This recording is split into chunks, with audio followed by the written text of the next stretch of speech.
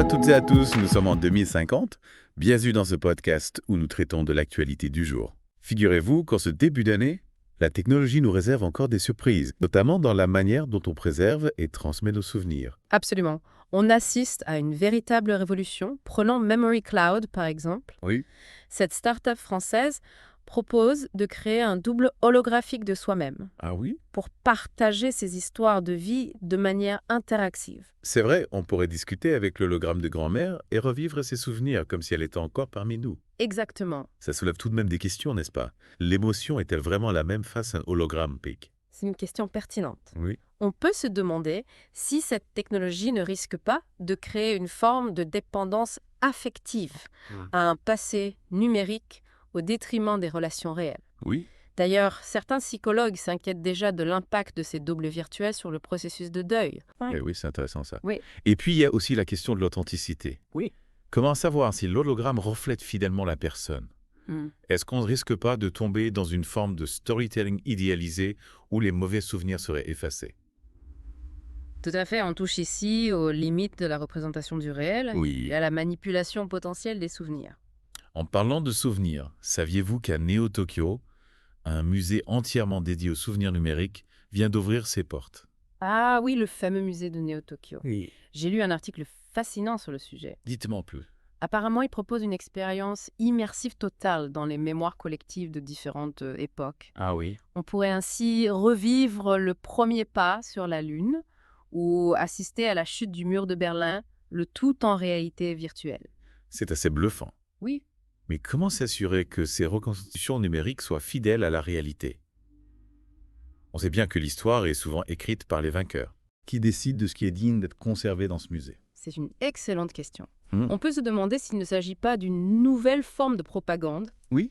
où le passé est reconstruit à des fins politiques ou idéologiques. D'autant plus qu'on parle beaucoup de la blockchain mémorielle ces derniers temps. Oui. Elle vient de dépasser le milliard d'utilisateurs. Et oui, la blockchain mémorielle, cette immense base de données décentralisée où chacun peut stocker ses souvenirs de manière sécurisée et cryptée. Oui. Le concept est intéressant, mais il ne faut pas oublier que la blockchain, c'est comme un grand livre de comptes infalsifiables. Oui. Une fois qu'une information y est inscrite, elle est quasiment impossible à modifier ou à supprimer. Du coup, ça pose la question du droit à l'oubli. Exactement. Si nos souvenirs sont gravés dans la blockchain pour l'éternité, Oui. comment faire pour effacer les erreurs du passé, les moments embarrassants ou les informations qu'on souhaite garder privées? C'est un vrai dilemme et on voit bien que l'Union européenne a déjà anticipé ce problème en rendant obligatoire les assurances mémorielles. Ah oui, les fameuses assurances mémorielles, la drôle de concept quand on y pense. Oui. On assure nos maisons, nos voitures et maintenant nos souvenirs numériques, mais en fin de compte, C'est vrai. ça traduit bien l'importance qu'on accorde à nos données personnelles dans le monde d'aujourd'hui. Et ça ne s'arrête pas là. Saviez-vous que Noratec vient de commercialiser le premier implant neuronal permettant de sauvegarder automatiquement nos souvenirs? On est à 2 doigts de l'immortalité numérique. Attention, il ne faut pas s'emballer. Oui. Certes, la technologie progresse à une vitesse folle, mais l'implantation d'une puce dans le cerveau, ça reste une intervention invasive et potentiellement risquée. Oui, bien sûr. Et puis, imaginez les casse-têtes juridiques. Si on peut accéder aux souvenirs d'une personne sans son consentement, On est en plein dans un film de science-fiction. c'est pour ça que le Parlement mondial du numérique travaille actuellement sur une loi. Pour renforcer le droit à l'oubli numérique, D'accord. il faut trouver un équilibre entre la préservation de la mémoire collective et la protection de la vie privée. C'est une question complexe qui nous amène à repenser notre rapport au passé et à l'avenir. D'ailleurs, en parlant de souvenirs marquants, j'ai lu une histoire touchante cette semaine. Ah bon? Racontez-moi ça. Il s'agit de Maria Rodriguez, une dame de 92 ans qui a pu revivre son mariage de 2023 grâce à la reconstitution holomémorielle. Incroyable. Ses arrière-petits-enfants étaient présents. Apparemment, l'émotion était palpable. C'est une belle illustration du potentiel de ces technologies pour tisser des liens entre les générations. Ce qui est amusant, c'est que le mariage avait été filmé avec des smartphones, une technologie qui nous paraît banale aujourd'hui, mais qui a permis cette reconstitution incroyable. C'est vrai, on ne se rend pas toujours compte à quel point les technologies du quotidien peuvent avoir un impact sur le futur. Tiens, ça me rappelle le lancement du service de sauvegarde mémorielle de Facebook en 2025. À l'époque, on avait tous trouvé ça un peu gadget. Oui, c'est vrai. Et pourtant, c'était un premier pas vers ce que nous vivons aujourd'hui. On voit bien que l'évolution technologique est souvent imprévisible. Et si on se projetait un peu, si vous pouviez transmettre un seul souvenir intact aux générations futures, lequel choisiriez-vous ? C'est une question difficile. Il y a tant de moments précieux dans une vie. Justement, lequel se démarquait? Lequel a le plus de valeur à vos yeux? Laissez-moi réfléchir. Je crois que je choisirais un souvenir lié à ma famille. Hmm. Un moment simple comme un repas tous ensemble, où l'on rit et où l'on partage des histoires. Ce genre de moments précieux qui forgent les liens familiaux. C'est une belle idée, transmettre un souvenir empreint de chaleur humaine et de partage. Ça me fait penser qu'on parle beaucoup des implants neuronaux pour préserver nos souvenirs, mais j'ai entendu dire qu'il y avait des recherches encore plus futuristes en cours. Ah oui, absolument. Des scientifiques travaillent sur des technologies qui semblent tout droit sorties d'un film de science-fiction. Ah bon. Par exemple, il y a cette start-up californienne qui explore la possibilité de stocker des données mémorielles dans l'ADN de plantes. Des plantes.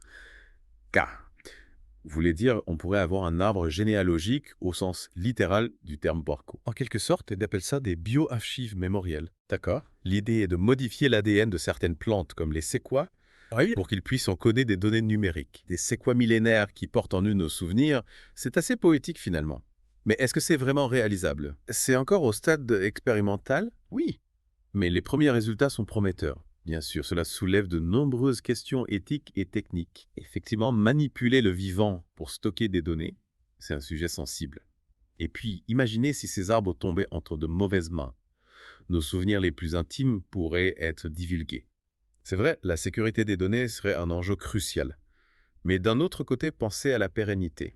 Un séquoia peut vivre des milliers d'années. Nos souvenirs seraient préservés pour des générations et des générations nées. C'est une perspective vertigineuse. On pourrait presque parler d'immortalité d'une certaine manière. Exactement. Et ça nous amène à repenser complètement la notion d'héritage.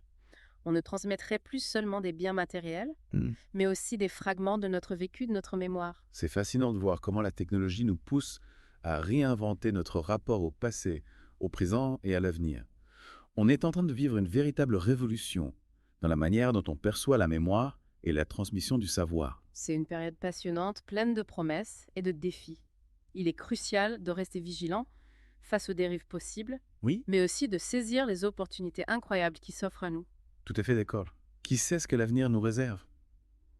On pourra peut-être un jour télécharger nos souvenirs directement dans le cloud, Oui. les partager avec nos proches ou même les explorer en réalité virtuelle. Les possibilités sont infinies, mais en attendant, profitons de chaque instant présent et créons des souvenirs qui valent la peine d'être préservés. C'est clair, on a de quoi s'interroger et rêver en même temps sur ce que nous réserve le futur. Absolument. Mais avant de se laisser emporter trop loin, il est temps de conclure notre exploration d'aujourd'hui. Oui, un grand merci à vous, chers auditeurs, de nous avoir accompagnés. On espère que cette plongée dans l'univers de la mémoire numérique vous a éclairé et surtout vous a donné envie d'y réfléchir. N'hésitez pas à nous faire part de vos réflexions et peut-être du souvenir que vous aimeriez transmettre aux générations futures. D'ici là, portez-vous bien et à très bientôt pour une nouvelle exploration. À bientôt!